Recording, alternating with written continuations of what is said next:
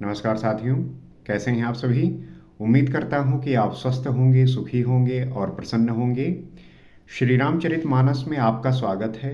हम राम के चरित्र का गुणगान करते हुए, उनकी महिमा का वर्णन करते हुए, उनके भीतर जो भी गुण हैं उनको किसी न किसी तरीके से भक्ति के माध्यम से, ध्यान के माध्यम से, उनका चिंतन करके, मनन करके, उनकी शक्तियों की, उनकी ऊर्जा को अगर हम अपने भीतर ले आएंगे तो हमारा भी जीवन जो है सार्थक हो जाएगा और उस ऊर्जा से भर जाएगा जिसकी आवश्यकता हमारे लिए है, जिसे हम पाकर इस जीवन को बहुत ही आनंदमय और सुखपूर्वक जी सकते हैं।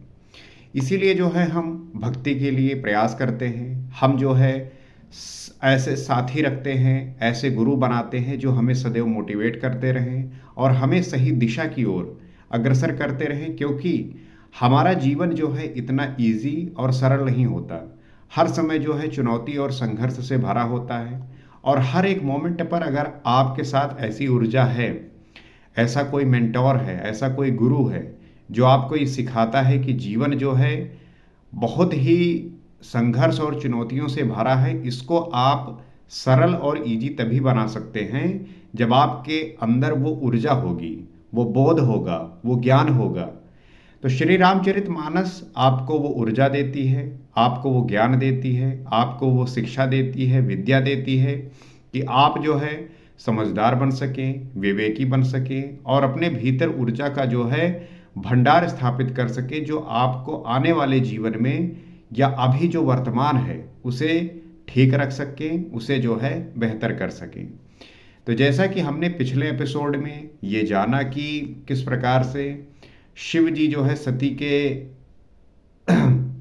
जाने के बाद वो श्री राम की जो है भक्ति में डूब गए। उसके बाद जो है राम जी प्रकट हुए और उन्होंने समझाया कि तुम जो है अब पार्वती जी से आपको विवाह करना है, उसके लिए जो है तैयारी करिए। उसके बाद जो है सप्तर्षि शिव जी पास आए।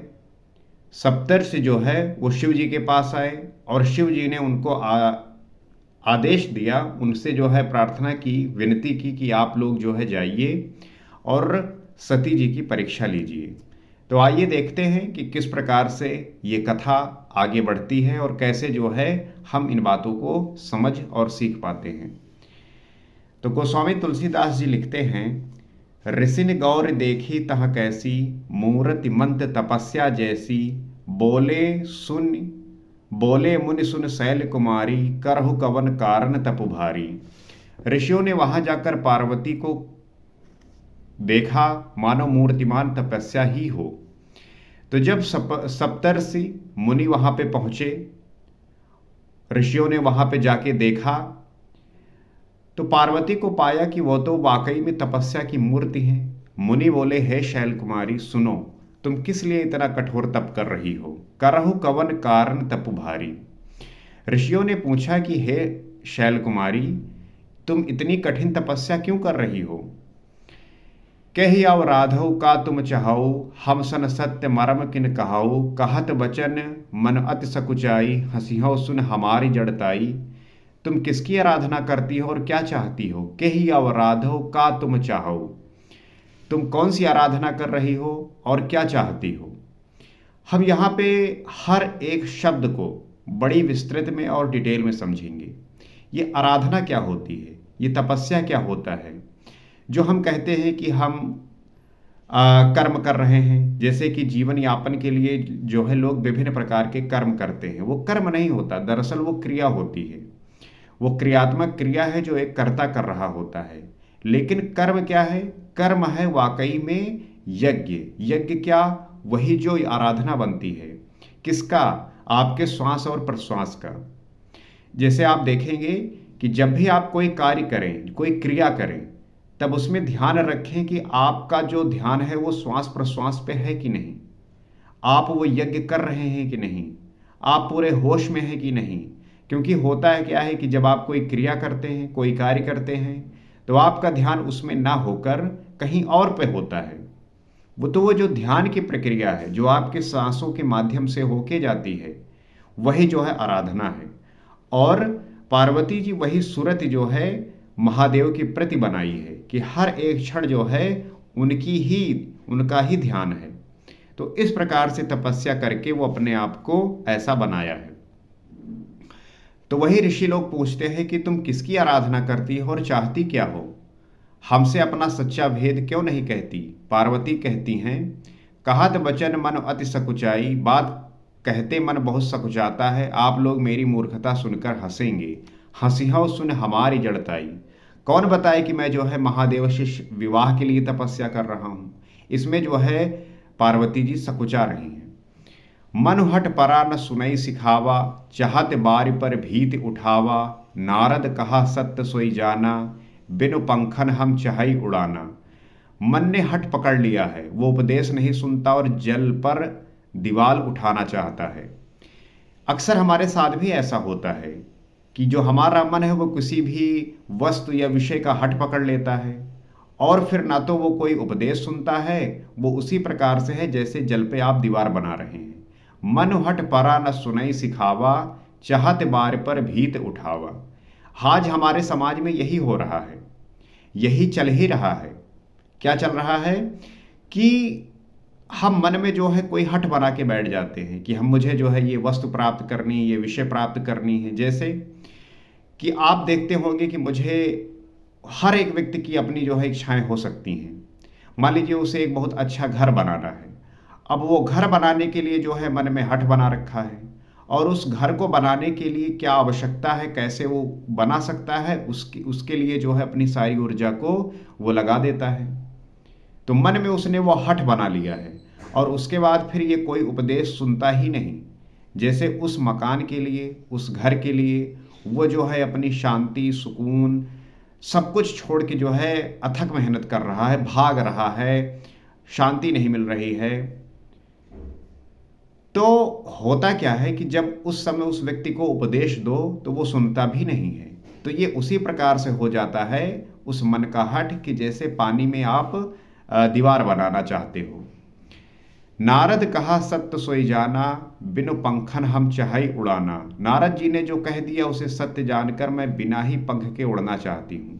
नारद जी ने ये बात जो है मेरे दिमाग में डाल दी है और मैं जो है अब बिना पंख के उड़ना चाहती हूँ।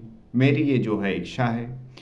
देखो मुन अविवेक हमारा, चाहिए सदा शिव ही भरतारा। हे मुनियों, आप मेरा ज्ञान तो देखिए कि मैं सदा शिव जी को ही पति बनाना चाहती हूँ। तो ऋषियों ने जब पूछा कि ये तपस्या क्यों कर रही हो, ये आराधना क्यों कर रही हो, तो पार्वती जी कह रही हैं कि मेरा ज्ञान तो देखिए, मैं सदा शिव जी को ही पति बनाना चाहता हूँ, ये मेरी जो है इच्छा है। सुरत बचन बेहसे ऋषय, गिर संभव तव देह। नारद कर उपदेश सुन, कहौ बस्यो किसु गेह। पार्वती जी की बात सुनते ही ऋषि लोग हंस पड़े और बोले, तुम्हारा शरीर पर्वत से ही तो उत्पन्न हुआ है, भला कहो तो नारद का उपदेश सुनकर आज तक किसका घर बसा है। चूंकि महादेव जी ने सप्तर्षियों से ये कहा था कि जाके पार्वती जी की परीक्षा लो, तो वो जो है परीक्षा ले रहे हैं और कह रहे हैं कि वो जब ये बात पार्वती जी ने कहा कि मैं जो है शिव जी को पति बनाना चाहती हूँ, तो ये सुनकर जो है ऋषि लोग हंस पड़े और बोले कि तुम्हारा शरीर तो पर्वत से ही उत्पन्न हुआ है और नारद का उपदेश सुनकर आज तक किसका भला हुआ है। वो लोग ऋषि जो है ये बात कह रहे हैं। दक्ष सुतन उपदेश ही जाई, तीन फिर भवन न देखा आई। चित्रकेतु कर घर उन घाला, कनक कशिप कर पुण्य असहाला। उन्होंने जाकर दक्ष के पुत्रों को उपदेश दिया था, जिससे उन्होंने फिर लौटकर घर का मुंह नहीं देखा। चित्रकेतु के घर को नारद ने ही चौपट किया, फिर यही हाल हिरण्यकश्यप का हुआ। तो नारद जी ने जिन जिन को उपदेश दिया है वो स्वभावतः जिस तरीके से होना चाहिए हुआ नहीं है। तो आप किसके उपदेश को मानकर जो है ये हठ बना बैठी हो। नारद सिख जे सुनहि नर नारी, अवश्य होई तज भवन भिखारी। मन कपटी तन सज्जन चीन्हा, आप सरिस सबही चहत कीन्हा। जो स्त्री पुरुष नारद की सीख सुनते हैं वो घर बार छोड़कर अवश्य ही भिखारी हो जाते हैं। ये बात सप्तर्षि कह रहे हैं, पार्वती जी से कह रहे हैं कि जो भी नर नारी नारद जी के वचन को सुनते हैं वो घर बार छोड़कर भिखारी ही हो जाते हैं। उनका मन तो कपटी है, शरीर पर सज्जनों के चिन्ह हैं, वो सभी को अपने समान बनाना चाहते हैं। वो ऋषि जो है नारद को कह रहे हैं कि उनका मन तो कपटी है, शरीर पर जो है सज्जनों के चिन्ह हैं और वो सभी को अपने समान बनाना चाहते हैं। तो आप जो है उनके बहकावे में कहाँ आ गई।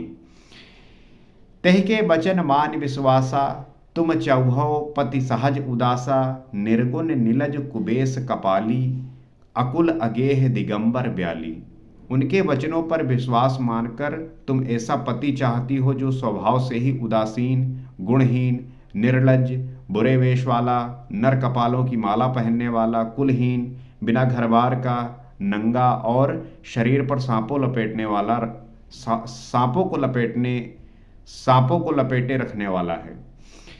तो ऋषि लोग जो है ये बता रहे हैं कि जिसके वचनों को तुमने मानकर पति चाहती हो जिसे, दरअसल वो तो स्वभाव से ही उदासीन है। ना अच्छा क्या है, बुरा क्या है, उत्सव क्या है, इन सब से मतलब ही नहीं है। गुणहीन है, निर्लज्ज है, बुरे वेश वाला है, नर कपालों की माला पहने हुए है, कुलहीन है, कुल का पता नहीं है, बिना घर बार का है, कोई घर भी नहीं है, नंग धड़ंग रहता है और शरीर पर जो है सांपों को लपेटे रखने वाला है। ऐसे शिव की जो है तुम पति बनाना चाहती हो। कहो कवन सुख अस बर पाए, भल भूलहु ठग के बौराए, पंच कहे शिव सती विवाही, पुन अवडेही मरई हैं ताही। ऐसे वर के मिलने से कहो तुम्हें क्या सुख होगा। वो ऋषि लोग कह रहे हैं कहो कवन सुख अस बर पाए, ऐसे वर के मिलने पे किस प्रकार का सुख तुम्हें जो है मिलेगा। क्योंकि जो आपका पति होगा उदासीन है। कोई उत्सव होगा, कोई अच्छा कार्य होगा जहाँ पे उसे हंसी मजाक करना है, सब प्रसन्न होना है, वो उदासीन बैठा रहेगा, ध्यान में लगा रहेगा। गुणहीन है, उसके पास कोई गुण ही नहीं है, निर्लज्ज है, लज्जा है ही नहीं, और बुरे वेश वाला है, क्या पहन ले क्या ना पहने कुछ पता ही नहीं है, नर कपालों की जो है माला पहने रहता है। तो ऐसे वर से किस प्रकार से सुख मिलेगा। तुम उस ठग नारद के बहकावे में आकर खूब भूली, पंच कहे शिव सती विवाही, पुन अवडेहि मरई हैं ताही। पहले पंचों के कहने से शिव ने सती से विवाह किया था, परंतु फिर उसे त्याग कर मरवा डाला।